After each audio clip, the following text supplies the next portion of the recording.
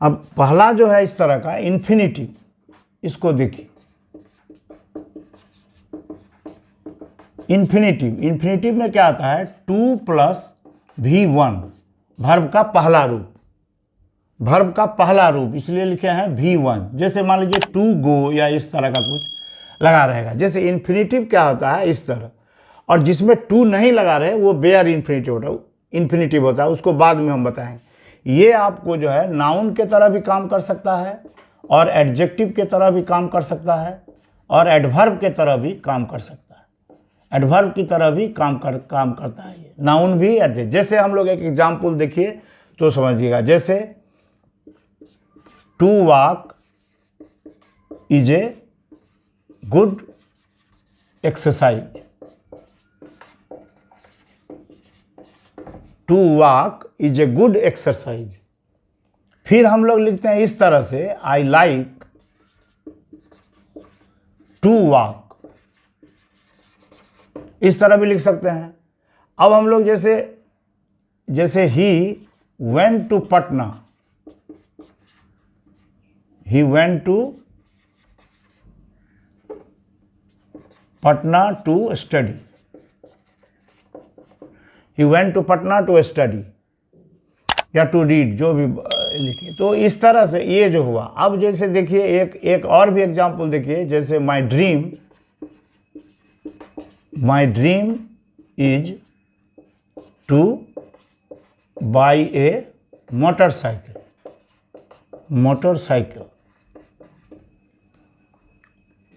My mother gave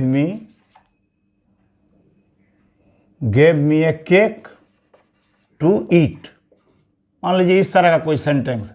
अब देखिए ये तरह तरह का सेंटेंस में हम लोग इन्फिनिटिव का व्यवहार कर रहे हैं। टू वॉक, अब ये तो ये है, लेकिन मेन तो वर्ब तो ये है आपको, फाइनाइट वर्ब इज।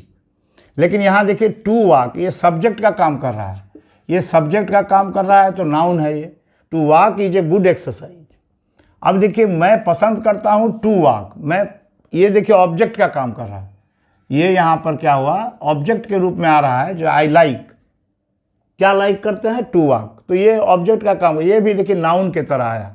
लेकिन he went to Patna, Patna क्यों गया ना, to study, to read, to further study. ये जो है, तो इसका मतलब क्या हुआ, ये जो वेंट है ये चीज़ है, क्या बोलते हैं आपको, वर्ब है। वर्ब को यहाँ पर जो है सो ये पूरा कर रहा है, तो ये एडवर्ब की तरह यहाँ काम कर रहा है।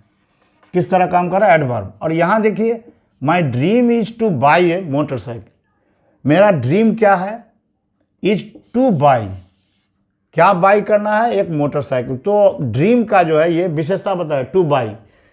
जैसे my mother gave me A cake, cake क्या ना, टू ईट, केक दी हमारी माँ हमको खाने के लिए। किस चीज़ के लिए, केक दी खाने के लिए। तो केक का विशेषता बता रहा है टू ईट।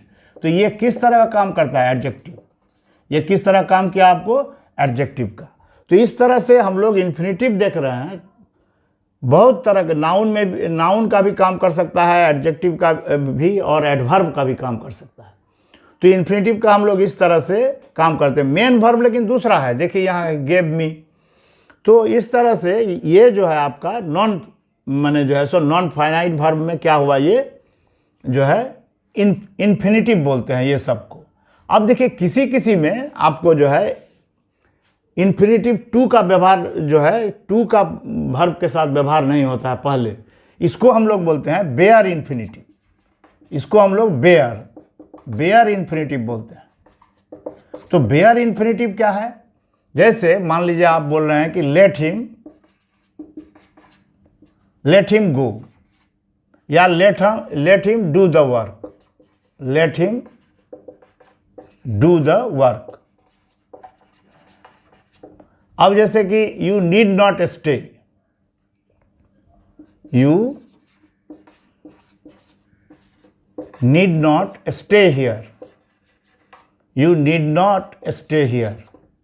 अब इसे यहाँ देखिए, he let him to go, या let him do the work, let him to यहाँ पर क्या है आपको नहीं दिया गया है।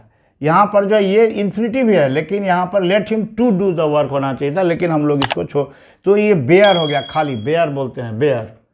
तो बेयर है, ये यहाँ टू नहीं है, यहाँ भी टू नहीं है, यहाँ पर भी you need not to stay नहीं, you need not stay here. ये इसमें बहुत गलतियाँ होती हैं आदमी से। डेयर और नीड, ये दो ऐसे वर्ब हैं जो आपको ऑक्सिलरी वर्ब बोलते हैं। ये दोनों बहुत ही कठिन वर्ब है जिसमें प्रायः स्टूडेंट भूल करते हैं। जैसे you need not stay here, I need not go there. तो इस तरह इसमें जब हम लोग लगाते हैं तो बेयर इन्फिनिटिव लगाना चाहिए हम लोग को, टू स्टे नहीं होगा। तो इस तरह ये बेयर इन्फिनिटिव भी हम लोग को समझ में आ गया। तो ये हो गया आपको बेयर इन्फिनिटिव, जहाँ टू नहीं भी रहता है फिर भी ये इन्फिनिटिव ये काम करता है। तो इस तरह से हम लोग इसको इन्फिनिटिव समझे हैं। और जीरंड तो हम लोग समझ गए, जो जीरंड जो है नाउन का काम करता है। जीरंड जो है हम लोग का नाउन का काम करता है और आईएनजी लगा रहता है। ये नाउन का काम करता है और वर्ब के साथ क्या लगा रहता है, आईएनजी। जैसे walking is a good exercise, walking is a good exercise, good exercise,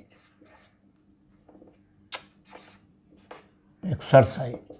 तो यहाँ पर देखिए आप, और यदि आप ऐसे लिखिए कि I like walking, I like walking, तो हम देख रहे हैं क्या, जो ये दोनों एक ही है। देखिए आई लाइक टू वॉक भी लिख सकते हैं और आई लाइक वॉकिंग भी लिख सकते हैं। मेन वर्ब तो लाइक है, लेकिन यहाँ पर वॉकिंग जब हो गया तो यही जीरंड हो गया। दोनों का अर्थ एक ही है, दोनों सेंटेंस का अर्थ एक ही है। यहाँ पर to walk is a good exercise का भी अर्थ एक है। इसका मतलब हम लोग देखते हैं कि ये इंटरचेंजेबल है। ये जो है इन्फिनिटिव और जीरंड, ये दोनों जो है एक तरह से हम लोग लिख सकते हैं। यहाँ पर इस तरह भी लिख सकते हैं, इस तरह भी लिख सकते हैं। लेकिन टू वॉक यदि हम लोग दिए तो वो इन्फिनिटिव हो गया, और यदि हम लोग वॉकिंग दे दिए तो जीरंड हो गया। लेकिन नाउन का काम करना, ये भी सब्जेक्ट का काम करता है, ऑब्जेक्ट का काम करता है। यहाँ देखिए subject, walking is a good exercise, I like walking, यहाँ ऑब्जेक्ट का काम कर रहा है, ये सब्जेक्ट का काम कर रहा है। तो ये सब्जेक्ट का काम कर रहा है, ऑब्जेक्ट का काम कर रहा है, नाउन का काम कर रहा है, आईएनजी लगा हुआ है, तो ये जीरंड हुआ।